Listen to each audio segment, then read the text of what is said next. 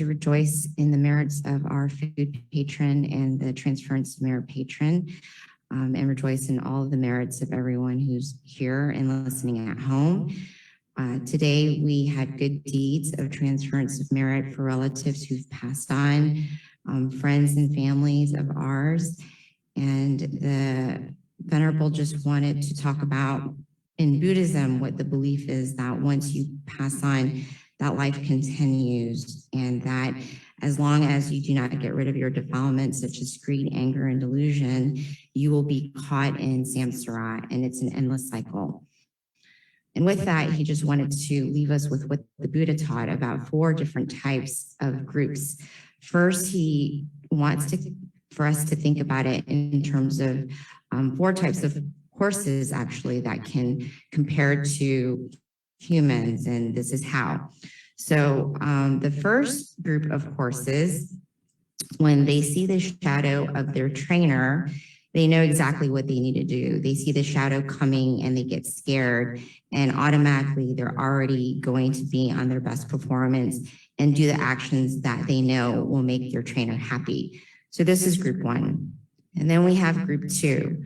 Group 2 horses sees the shadow of their trainer or their owner, but they don't realize what's coming, and so they just are clueless. But then once they see the whip come out, they know it's time to train, and they're going to do what they need to do to make sure that their trainer is going to be happy. And then we have group 3. Group 3 types of horses see the owner coming, sees a shadow, but they're clueless. Sees a whip, but yet they're still clueless until the trainer actually hits them with the whip. Then they know it's time for them to train so that they can make their owner happy. And then we've got group 4. Group 4 sees the shadow coming of their trainer / owner and clueless, nothing. They see the whip, the same thing, nothing. As soon as the owner pokes them, actually, as soon as the owner pokes them, then they realize it's time for them to train, and they realize that they've got to be in good action, and then they perform accordingly. In comparison, humans, there are 4 types of groups as well. Group 1, even if you hear about the suffering of others, be it old age, sickness, and suffering in general, as soon as you realize this and you see it, you're actually going to start doing good deeds for yourself. You're going to start meditating, acts of morality, meditation, because you see that death could be coming, and you start training yourself to accumulate good deeds. Then we have group 2. Group 2 hears about suffering, old age, and death, but it really doesn't affect them until they know that those who are around them, when someone around them starts to pass away or suffering, then they start to realize that this is real and getting close. Then they start to accumulate good deeds themselves. And then we have group 3. Group 3 hears about suffering, old age, and dying, but it doesn't really affect them.